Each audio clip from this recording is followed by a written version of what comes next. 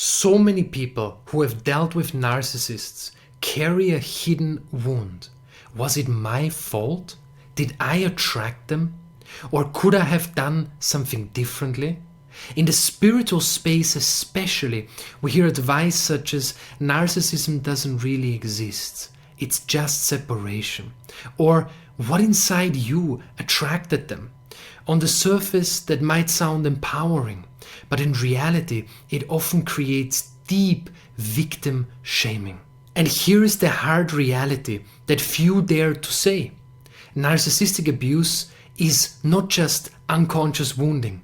It often is intentional, calculated, and deeply, deeply destructive. We also need to dismantle another myth, the idea that narcissism is created by childhood trauma alone. That's why I knew I had to bring in Dr. Peter Salerno, because he's bringing in cutting-edge insight, showing that there may actually be biological roots as well. This radically changes how we understand narcissism and what it truly takes to protect and free ourselves. Dr. Peter Salerno has spent decades working at the intersection of trauma, narcissistic abuse, and recovery, helping countless people finally see the truth of what they endured and to find the strength to break free. Listen all the way to the end, because there is not just light at the end of the tunnel, there is your freedom, there is your power. There is actually an incredibly powerful lesson that comes when we experience these immensely painful dynamics that Dr. Peter Salerno shares at the very end. Peter, I want to begin with something we see a lot in the spiritual space, in the personal development community. There are teachers or coaches or guides who say things such as narcissism doesn't really exist. It's just another form of separation. Or they ask, what inside you attracted the narcissist? What role did you play? Putting responsibility onto the person who has been abused or who has been suffering and struggling in a narcissistic dynamic. On the surface, that might seem empowering, but it so often creates deep victim shaming. What do you see as the impact of this kind of advice? That the impact of that kind of advice is actually extremely harmful for a lot of people. I think what it discounts is the reality that there can be an intentionality to this form of abuse. So in the form of exploitation, manipulation, it's not that people are missing something in themselves that's drawing this type of energy into their life all the time. What often happens is these types of individuals have a very predatory nature, and they will just vet people, essentially seek them out to see if they can exploit them. So it's not like you're asking for it, or there's always something unresolved in your history that you're missing. It's that these people kind of go out and hunt for for prey, essentially emotional prey. And so the research is clear on that. I mean, a lot of people from you mentioned the spiritual side of things. I think a lot of people have this idea that nobody can make you feel anything, nobody can force you to do anything. We live in a world that it's obvious that people coerce, people prey, people intimidate. And so that idea, I think it's a wonderful ideal, and there's certainly room for it. But I'm actually very interested in bridging the gap where we can't just say all of, that's the only way to look at things. As far as your comment on narcissism doesn't exist, well, to me, that's like saying shyness doesn't exist or introversion doesn't exist. We're talking about inherent traits that have existed in human nature since the beginning of time. And when those traits become excessive, that's when something like entitlement or grandiosity become very dangerous. So it's not this created construct to pathologize people. It's a description that people have been using in every culture since the beginning of time to explain people who are grandiose, boastful, arrogant, and don't feel like they have to be accountable for their actions. You talked about that it always has to do with a wounded childhood. There's some very specific trauma, and that made them who they are. You debate that. You talk about that this isn't always the case, and that there is a deeper truth here, essentially. Yeah, absolutely. So When I was earning my master's and my doctorate in psychology, that's actually what I was taught predominantly. That there's, when it comes to personality, if there's a personality disorder in adulthood, that's not a insult. That's just what we describe, these disorders to be. That they originated from some sort of rupture in childhood. There was a developmental period where there was this crucial need for essentially nothing to go wrong. And so if something went wrong during that time, let's say there was some neglect or there was some invalidation or dismissal of emotion, then that sets the trajectory for narcissism to develop later in life. What we've found, though, is there are plenty of individuals who have been neglected, dismissed, emotionally, abandoned, and who don't develop narcissism. So we had to go back to the drawing board and see, is there anything else that may be contributing to this development? And what we've discovered is people who have these disorders or even these tendencies, they typically have to have like a biological underpinning or a trait profile that is vulnerable to the development of this. So it's not just what happens to them, it's how they perceive their experience from their own biology, their own internal variation of development that gives rise to this. So it's not just biological and it's not just environmental, but if you don't have the vulnerability or the susceptibility to it from the beginning, you're not going to develop it no matter what happened to you. And so that's really what I'm trying to do is just help people understand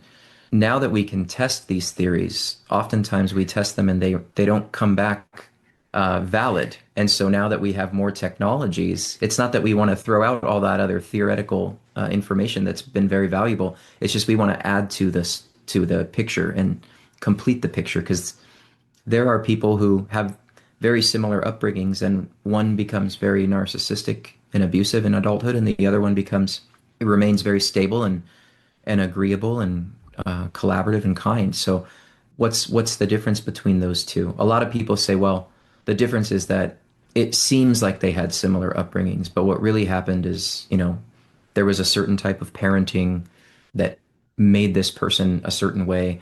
There's a lot of research in twin and adoption studies and things like that disprove that theory that there's more going on than just environmental influence. And might this also explain why, for instance, when someone has that vulnerability, traumatic experiences could exacerbate how it then plays out later on in adult life? But it would also explain why other people go through the most intense and cruel form of neglect or even abuse and become highly compassionate people, very kind, very generous people. So it's you're opening there a Pandora box essentially that's kind of changing the understanding of that. And because these ideas have been for so long around, it takes a while for everyone to catch up in that sense. Yeah, and in fact, when we talk about psychological research or really research in any field, there's such a thing as a confirmation bias. And what that means is as soon as you believe something, if it's a widespread belief, it's never going to go away. It's never going to fade away. So even if we have new research or new data that disproves something or disconfirms something from the past, it's going to be very unlikely that people just accept it. So we're going to contend with a lot of myths, essentially, in any field. Other examples of this are things like autism, schizophrenia, other conditions that historically were blamed on parenting alone. And now that we've done more research and we've verified that there's other, genetic and biological components to those conditions as well, but it's taken people a long time to accept that. Narcissism is a curious thing because it originated in mythology and then it was used as an example for philosophy, and then it started to move into psychology. So just the definition of it itself is controversial because what does it actually refer to? So sometimes I don't even know when people when people argue with me or push back, I don't even know if we're referring to the same thing. We might be on completely different wavelengths as far as what we're discussing. So that's also important too, is to really define what we mean when we say narcissism as well. And on that, how would you define what it means in your own words? From a clinical perspective, if we're dealing with a personality or a character that is so disordered that it's essentially causing harm in the lives of other people. It's causing significant distress and impairment in the individual, but also in their interpersonal life where things are just not working, right? It's causing a lot of chaos and harm. We would describe that as someone who's narcissistic is invested in their image, overly invested in their image at the expense of their self. There's really no actual self, right? And we see that in the myth of Narcissus. We see him gazing into a pond, but the image on the pond is just at the surface of the pond. It's very thin. So to pierce through that is pretty easy, which is why they get very enraged when they're criticized or when there's any sort of feedback they don't agree with. A lot of people have mistaken that for thin skin, like they're so ashamed of themselves, they're so sensitive. I actually see it more as it's just a very thin veil. There's nothing underneath there. But it's not necessarily emptiness from shame. It's emptiness because they haven't worked on a true self. They've only worked on their image. Circling back to when we talked about when you shared about that it doesn't always necessarily mean it comes from wounding in childhood or trauma. For the people on the receiving end, for a person on the receiving end, how does this impact them? Because if a therapist, for instance, tells them, oh, they are this way because they've been wounded, could this not actually lead to further enmeshment with the narcissist, actually cause a person to stay longer in the relationship? That is exactly what happens. Exactly what happens. And what's interesting is there was a few years ago, probably over 10 years ago now, there was something called the I think it's called the Finding Competent Care Act, because so many people were going to therapist after therapist and being told, you need to help this person heal, or you need to stay into this relationship and work it out, or you need to understand that if there was infidelity or lying or deceit, it was because the person was acting out, not acting up. And so people were sacrificing their lives to try to make somebody feel better. And the antidote that was being advised was give them more love, more empathy, more understanding.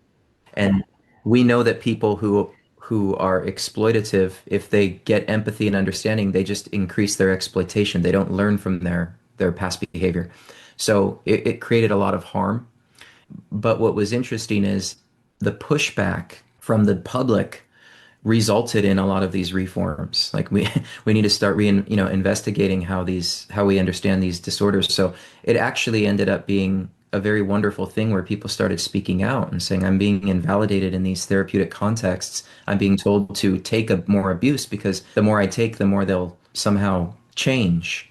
So it's devastated a lot of people. And most of the people that consult with me today, that's the story they tell me. Like I've been to 5 different professionals. They've told me to stick it out or work on my own patience or my own understanding, increase my own capacity, and the other person will eventually change. And it hasn't been the case. Talking about, for instance, couples in therapy where one person is a narcissist or is very high up on that spectrum, if you would define it in that way. Something that I've seen is, or I've heard of, is that people, as a way of hiding, will label the other person a narcissist. So the narcissist becomes a master of learning about narcissism without ever looking inside and realizing, hey, that might actually be me. Then projecting that onto the other person, turning the crowd or even the therapist against the other person in such a scenario that is really taken to an extreme, of course. But using this example, what would you do in such a situation? How would you spot the signs? Is there a way to see with clarity what is going on there? That happens so often because the narcissist is highly skilled at pathologizing the innocent partner. Then the therapist will align with the narcissist, and I've heard that story a lot of times too. Another thing that happens is when you're in the presence of someone who's really a malignant narcissist, and you describe the spectrum, and it does operate on a continuum of severity. Sometimes the therapist will become intimidated or feeling incompetent and want to impress the narcissist. That's a countertransference reaction. So they will ignore or dismiss the red flags or the signs and start to align with them. This is even how cults are formed, and then start to basically invalidate the innocent party. So it happens from manipulation of the therapist as well. And the reason why that's possible is because most therapists, and it's not really their fault, but most therapists, they get one personality theory course in college and then they never study personality psychology again. And a lot of them are taught that psychopathology doesn't exist. It's just a continuum of differences or misunderstandings. So they don't look at people through the lens of disorder. They look at it as everybody's just a bit different and we can find a way to get everyone to get along somehow. So training and education in psychopathology and understanding intentional manipulation is significantly there's a deficit there in training. And so I think it's pretty easy for a narcissist to fool the average therapist.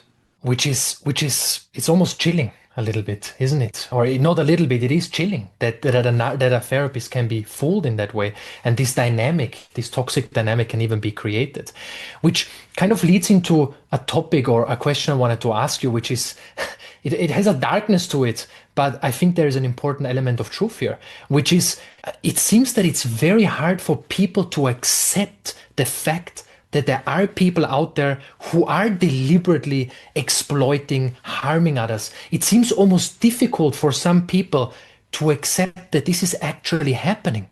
To accept that is almost to accept that perhaps there is evil, if we want to call it, in this world. Why do you believe that is so difficult for people to accept?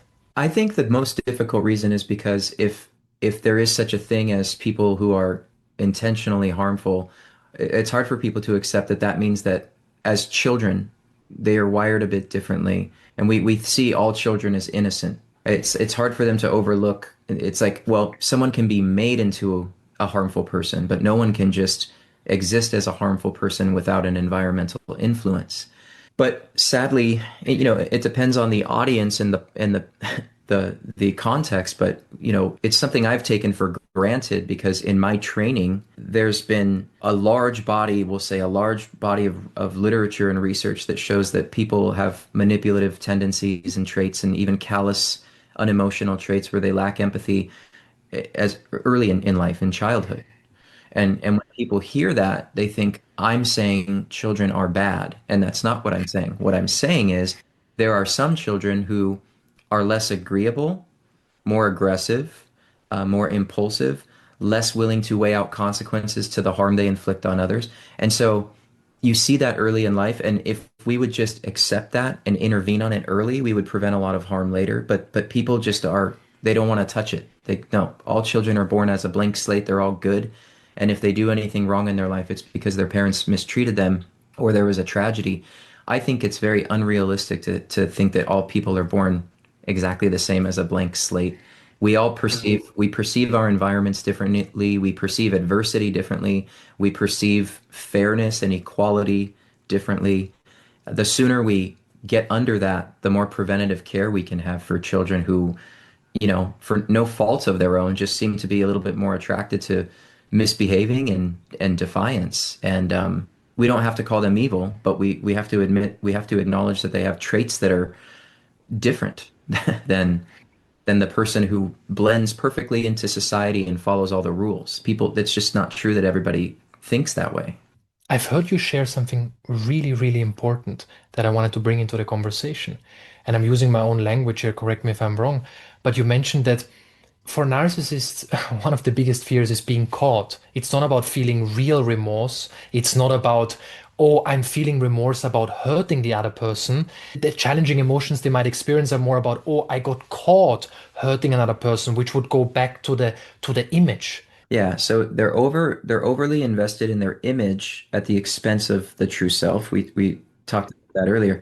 So they don't really have a self to monitor as far as a conscience or remorse or guilt. They don't have a self that goes through that process where a normal person weighs out the consequences of their actions, and if they hurt someone, they typically feel bad because they have empathy. They think, well, if someone did that to me, I wouldn't like that, so I'm gonna resist doing this to someone else. They don't go through that they skip that step. So what they're interested in, it doesn't really matter to them if they are bad. What matters to them is if they look bad. They want other people to think that they're good, but it doesn't actually bother them if they are in fact bad. So being a good person is not important, but being seen as a good person, being seen as generous, that has all the relevance and importance to them. Yeah, it's the impression management. If I can appear good, that's enough for me, but I don't necessarily have to act good. Let's bring this into family systems for a moment. Narcissistic family members often form alliances. Some people ask if it's possible, specifically because it's family and because also other family members might be involved and it's the only way to connect with others. Is there possible to keep some kind of relationship with them? Or if we really drop to the core, is it going to lead to a constant sense of nervous system dysregulation, survival mode, and anxiety? Yeah, that's a great question. I think certain people probably have more of a natural resilience to interacting with someone like this. I know, like, for example, some therapists don't have a problem working with that population. Others dread it and they don't want anything to do with it. So I think even that speaks to people's different temperaments, right? Different ways so I think depending on the family member and depending on the context, I think some people can have superficial relationships with these individuals, where it's not constantly putting them on edge and dysregulating them. I think people who a little are more not sensitive, but just more in touch with their emotional intelligence would have a harder time staying with someone in close proximity because they're so self-serving. I mean, it's not even, again, we don't have to qualify it as even good or bad or even moral or immoral. It's just you have to expect that they don't believe in equality and they're going to put themselves first. And if you can accept that, you might be able to tolerate it. But it's also just not a very fulfilling relationship with someone like that because they just aren't interested in you or your feelings or anything. They're just interested in how you can serve them. Which leads into a topic I believe it's not talked about often. It's kind of also this topic of resilience, right? That one should be resilient enough to be able to tolerate such a relationship or such encounters. At least these ideas do exist. And I think that what can happen here is that a person might really feel a stronger pull to go no contact, for instance, or to limit contact to the absolute bare minimum, as superficial and indifferent as it can get. And then there might be that kind of contrary voice inside them because of teachings or ideas or myths they have heard that says, well, actually, that's me running away. That's me running away from them. If somebody is feeling, dismissed or devalued or worthless in the context of a relationship because it's not reciprocal, it's not mutual, and they want to go no contact, I think that's self-respect. I don't think that's not running away. I mean, it's sort of like even if you were in a public place and somebody was belligerent and assaulting you and you walk away from them, it's not because you're being rude, it's because you're protecting yourself. They're not allowed to treat you that way. And if they continue to treat you that way, you have the right to excuse yourself. And I think that's even the same in the context of a family member who's abusing you that way or taking advantage or a spouse or anybody. You have the right to create distance if they're not going to treat you the way you deserve to be treated. And I think this right is so important, specifically when it comes to family, you keep the harmony and all of that nonsense. That people really feel that deep inside. I've got the right to actually cut this person out of my life, not because I'm ruthless, but because I'm respecting myself and I'm exercising this right. Yeah, and I would even say, in a way, you're respecting the other person too. Because if you stay in that context, in that situation, and take the abuse, the quality of life for both people is not really going to be very, I mean, the other person may be very parasitic and feel entitled to mistreat you, but they're not going to really be that happy either in that context. So it's almost like that boundary is stopping the enabling, and it's actually mutually beneficial.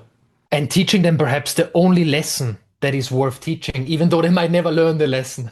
Correct. Yeah. And for a person who's listening to this right now and they feel, yeah, I feel something is wrong in my relationship or family dynamic or intimate partner, but I'm still not 100% sure. They're still looking for certainty. Maybe you've seen that a lot in your work. When you work with people, they're looking for more certainty. They're like, ah, yeah, this and this happened. This didn't seem right to me, but I need more certainty.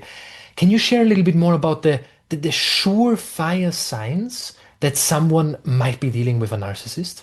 Yes, and this is actually related to one of my books that I wrote about cognitive dissonance, because what happens is people who aren't overtly manipulative or abusive, when they're covertly manipulative and deceitful, it's hard to tell what's true and what's not. And they count on you not knowing because they're intentionally trying to scramble your perception so you don't know, is this abuse or is this just normal? They're nice sometimes, and so maybe it's this is just how relationships work. So if they can keep you in that state of ambiguity where, like you just said, I don't really know what's the sure sign, I would say to look for, you want to look, you don't even need to necessarily figure out if they're narcissistic or anything like that. What you want to look for is across the context and history of the relationship, how collaborative are they?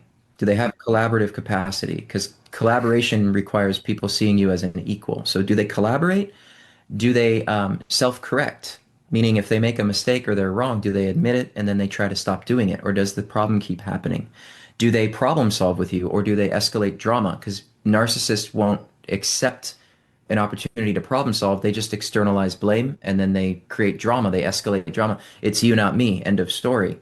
So I tell people look for collaboration, problem solving, self-correction, and do they self-reflect? Usually when someone cares about other people, they want to make sure they have strong character. They ask themselves questions. Did I handle that properly? Narcissists don't do that. So those are kind of the four indicators. And if you can see that pattern in the history of your relationship, are they collaborative? Do they problem solve? Do they self correct? And do they self reflect? If the answer is no on all those things, and it's not just once in a while when they're stressed, it's most of the time, I'd say it's a clear indicator of what you're dealing with. And then the problem with that is then they need to go and figure out how to learn to do those things. You can't teach them those things. Let's use an example. Say a couple is in a social setting with other people, and one partner puts the other person down in front of others. Not in an extremely aggressive and overt way, but there is a subtle stab in that sense. And there's a sting, and the other person feels it. If we would kind of out of context look at this and say, well, that's a narcissist, that would be insufficient, the amount of evidence we have. But if then behind the scenes, for instance, one partner would express that really hurt, and the other partner would actually self-correct and say, oh wow, I actually didn't realize this is how it came across. How did you feel? Oh my God, I'm really sorry. That's actually not what I meant. And of course, words can be faked. I mean, it's not saying these words alone doesn't mean someone is self-correcting. But if a person would genuinely do that, I mean, mistakes and imperfections can happen. I suppose the question is what happens afterwards? Is there repair or is there no repair? Exactly. The self-correction, it's not in the words, it's in the process. It's not in the content, it's in the process. So if that never happens again, or rarely happens again, then you have evidence the person is actually, self-reflecting and self-correcting. But those kind of little jabs that you mentioned, where maybe somebody devalues somebody, oh, don't eat this because I don't want you to gain weight. Oh, just kidding. And they do it publicly so people have a laugh, but the person says, you humiliated me. Now I feel like I don't know what I'm allowed to eat or not eat. I'm walking on eggshells around you. If the person genuinely says, "Oh my goodness, I really didn't expect that that was going to be the response. I'm terribly sorry. I was wrong. It won't happen again." You can forgive those things once in a while. But if that's an enduring pattern and the person just makes excuses, "Oh, you're too sensitive. Oh, that wasn't my intention. That's not what I meant. You took it the wrong way. Are you doing okay? You seem like you're on edge." All that, gaslighting. If that's an enduring pattern of behavior, that's a major red flag because the person's not interested they're less interested in the fact that they really hurt you. They're more interested in, don't look at me as if I have a character flaw. Just you fix it on your end because the problem really is how you received it. It's not what I said or did. And that's very narcissistic. What role does the body play in recognizing narcissistic abuse?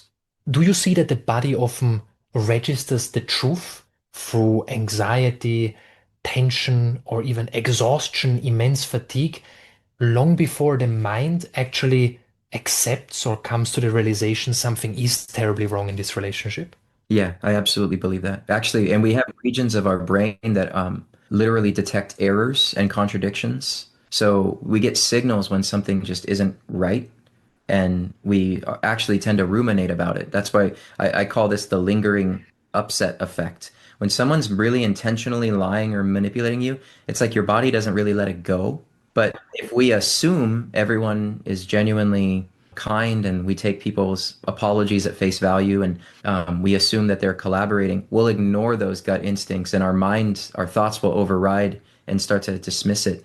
But it collects over time underneath, which is what can result in like a million paper cuts, right? Or that fatigue element you described, it can be gradual over time, but it's really that you got so many signals, but you're kind of forced to ignore them, either because you want the relationship to work, or you don't think anyone would actually be doing that intentionally, or the person is convincing you that they're not doing it intentionally while they're doing it. But yes, there are physiological cues that I would absolutely suggest people pay very close attention to. People make you feel things. One of the expressions I heard in my training is narcissists are experts at stealing your self-esteem. So if you're in close proximity to someone who's narcissistic for long periods of time, you're going to start feeling really terrible about yourself. And it's like they're extracting the good feelings from you. So it's not this idea that you're just reacting to them in a certain way and you need to correct that. It's that you're receiving information that they are pulling, your self-esteem away from you. And talking about these cues, I think there's a really important nuance here as well. Say someone who has gone through narcissistic abuse, maybe in their childhood with their mother or father, and or in a relationship, in an intimate relationship, and then they enter a relationship that is quote unquote safe or there's a healthy attachment. Could these cues also misfire then after narcissistic abuse? Meaning that when the other person is angry or when the other person expresses something, they might, oh, they're gaslighting me, they're manipulating me, here it is again. I'm just thinking about the person here, and there will be many people who struggle with what cue is really coming from my kind of gut instinct or is coming from a past trauma or past painful experience. That's a great point. But there's actually a pretty simple solution to that. If there is historical trauma that could be very similar to the dynamic in the present, or you're mistakenly projecting or transferring that past trauma onto the current situation, if you go and resolve your trauma and you're still having those, you're no longer hyper vigilant, you're no longer feeling the chronic stress in your nervous system, but you're still feeling that ick or that bad vibe, then you know that it was both. But if it goes away, then you can say, yeah, I was certainly possibly transferring, displacing that past experience on this present, and there really wasn't much harm in the present. But there are trauma interventions now that can really take away that chronic stress in the nervous system from childhood adversity. So if you clear that out of your system and you're still having these threat detectors are firing off, then you know that it was an authentic, accurate perception. I would encourage people who have any sort of past trauma or adversity to take care of that no matter what their current situation is, because one, it liberates you, but it also can prevent those misfires, as you said. A lot of people say, I wish I'd seen it sooner. Is there a way to spot this in advance? I don't think this will be a satisfying answer. But I think because experts in this field who've studied these personalities for 4 decades plus and work with them, they even say no one's actually ever completely immune to deception or manipulation. They can get duped once in a while too if they're not careful. But I think that there are strategies you can use when you're inviting new people into your life in a more assessing manner than you would have in the past. So I think that there should be a call for sort of preventative care in the sense of education and even education systems. Not everybody's got good intentions, so here's what you could look for so you don't get duped and then stuck in a dynamic. I know that there's certain colleges now that are actually trying to offer this sort of education for college students on campus so that they are more not skeptical of everyone, but just a little bit more clear that not everyone's going to approach you with good intentions, and here are some things to look for. So I think that you can educate yourself enough that maybe if you've experienced this in the past, you could prevent it more in the future. I think that relationships, though, unfortunately, the only way to figure out if somebody's sincere or authentic is to spend time with them. And so it's gonna reveal itself over time. And I would again say it's almost like like a job interview. Like, who is this person a good candidate for this position? And you have to ask questions that are almost suspicious questions, like what's your background like? What's your history? What's your character like? To see if they're a good fit. And I think people should be doing that same thing, not in an insulting or judgmental way, but in a curious way, inquisitive way with people they date and even friends, because eventually contradictions and inconsistencies will reveal themselves, and then you can kind of see maybe this person isn't as trustworthy as I originally thought. So it's not about being bitter and cynical. It's just about, realizing there's people out there that will manipulate you if you don't look for it. Overt, covert, and then many other labels: communal narcissist, spiritual narcissist, vulnerable narcissist. I've heard you share that just labeling someone as this is an overt narcissist, this is a covert narcissist, and they will always be that way. And you mentioned that a person, using my own words, correct me if I'm wrong, but you mentioned that a narcissist is both covert and overt. Can we actually label people this way? Or is it all depending on environment, circumstances? Because let's use an example. Say there's a person who is always playing the victim, always with a very kind of vulnerable, covert attitude, but then they gain power. Power even politically, power in a business, power in an organization. And in that moment, all their covert traits suddenly become overt. They start to dominate everyone. They're outright aggressive. Yeah. Researchers don't really refer to narcissism in any exclusive way, where there's like an exclusive fixed subtype. So I lean more towards the reality of what you just said. Different environments, people are they're going to continue cultivating their narcissism in every environment, but the way it's expressed could vary depending on the context. So somebody who seems like they're very introverted and subdued and this kind of false humility in the right context, if they get celebrated or elevated, they might become very overt in their grandiosity. I don't think that they are limited to one subtype. I think that they're sort of like they have this chameleon factor where they can adapt. But what we want to make certain of is the trait that fuels the engine of narcissism, regardless of the expression, is the grandiosity. That is the thing. And grandiosity is the sincere belief that they are superior than others, that they hold more value, inherent value, just simply for existing. They don't have to prove it. You're just expected to know that about them. That's the problem with narcissists. It's even when they're not good at something, they think they're wonderful. But it's a sincere belief. It's not, they're not making it up or compensating. A lot of people have this idea their grandiosity is a front, it's a facade for their insecurity.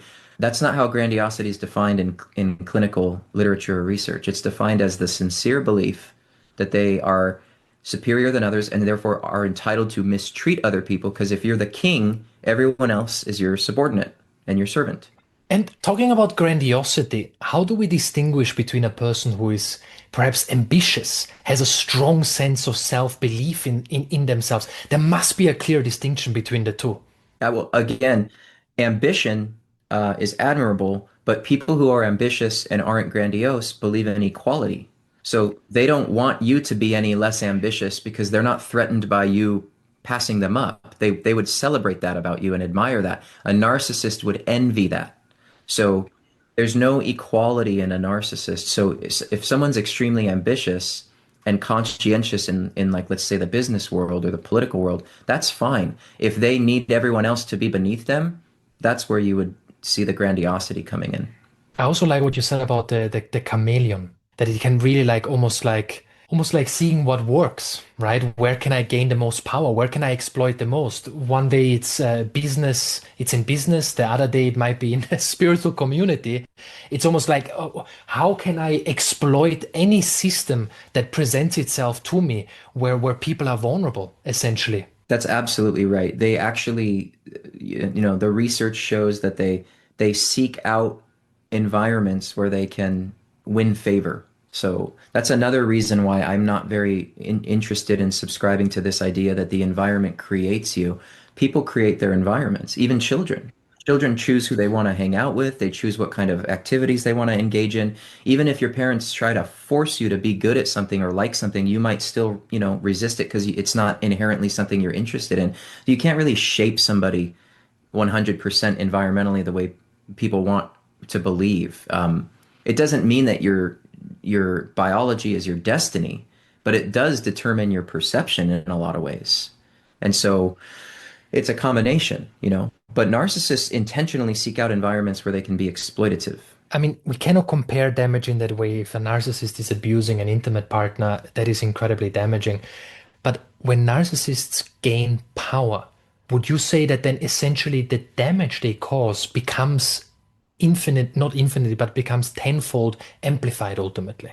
Well, the way I see it is if somebody doesn't believe in equality and they can't collaborate, then any power they gain in any system, any hierarchy where it requires, you know, moving parts and different levels of participation and cooperation, they're going to ruin any organization or institution because they don't believe anything good can come from outside of them. So if somebody in a cooperative system has an idea or gives them feedback, if they're in a position of power, they're going to dismiss that outright, and basically it becomes tyranny.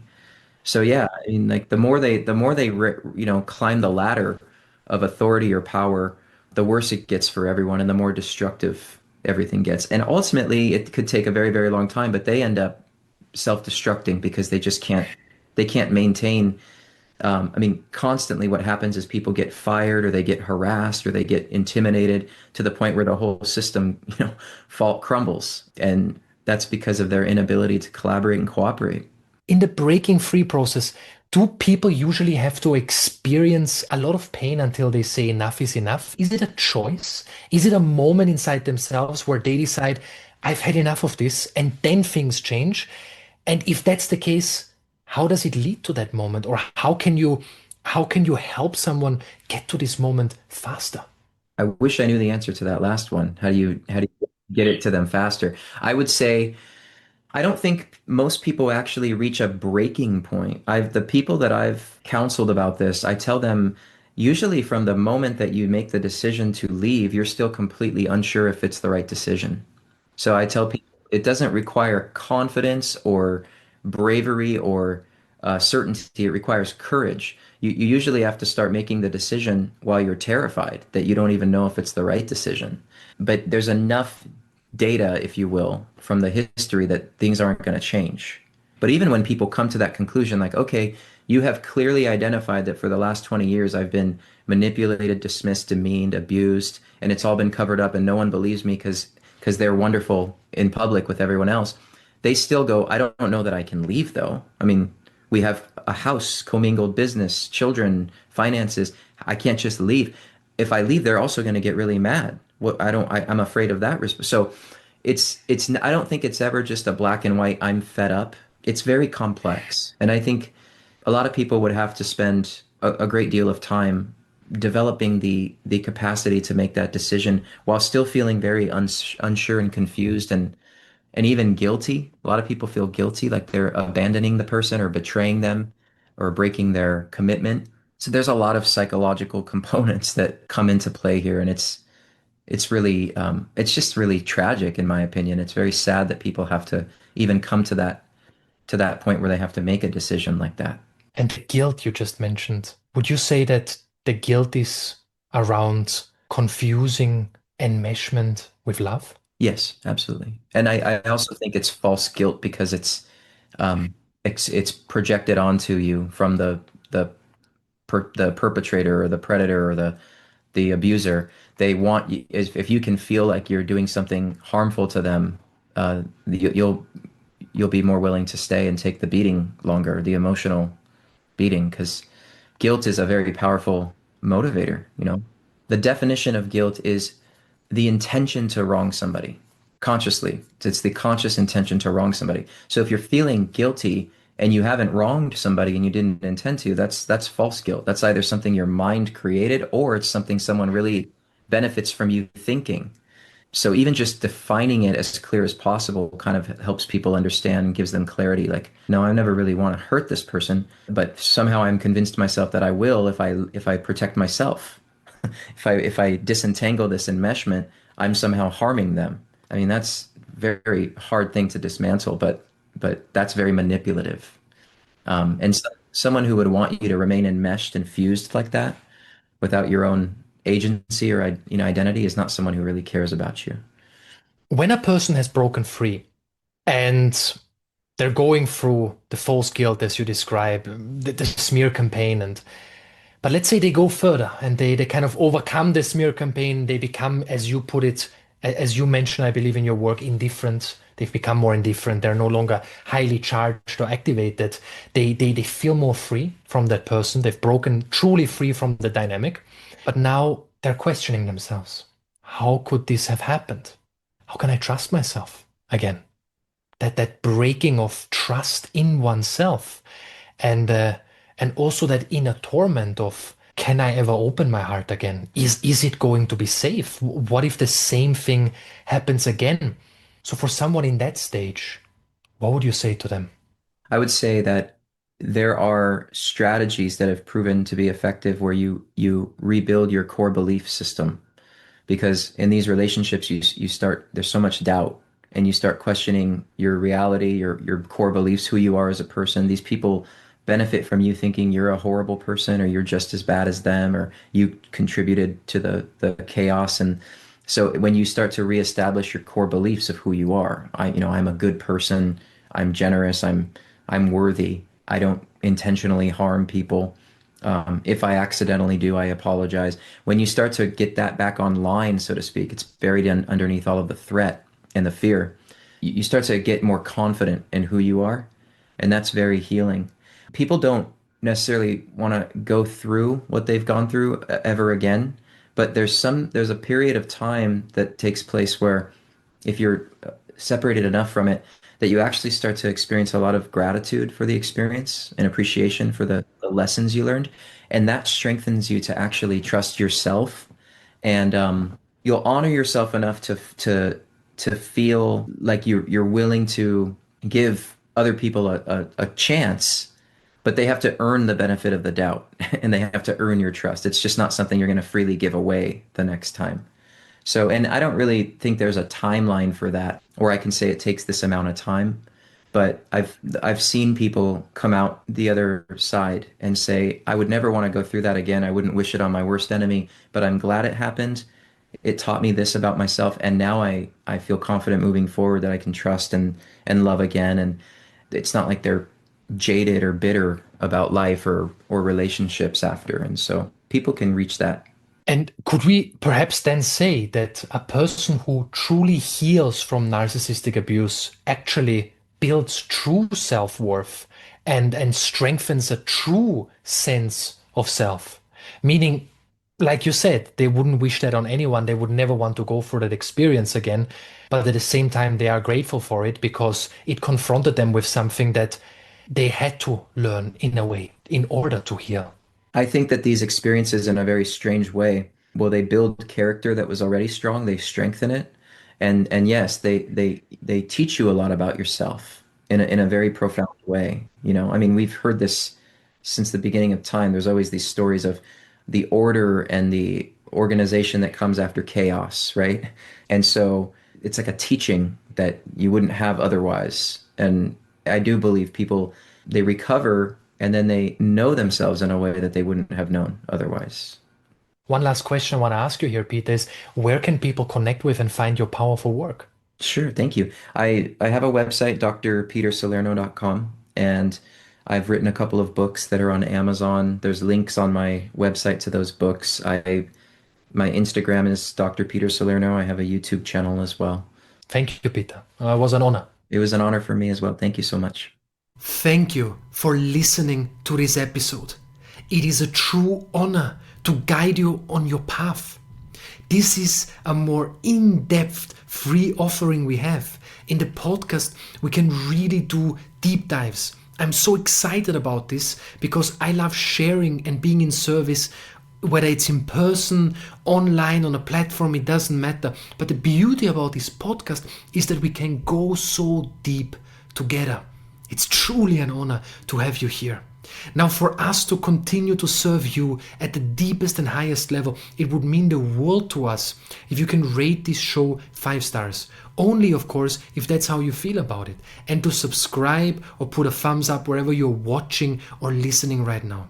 And if we can have 30 to 60 seconds of your time and you leave a short review about your experience with this show, this goes even further. And if you want to share this episode with someone who you think can deeply benefit from this, these are all ways how you can support us, for us to continue to support you at the deepest and highest level. Once again, it is a true honor to have you here. Thank you.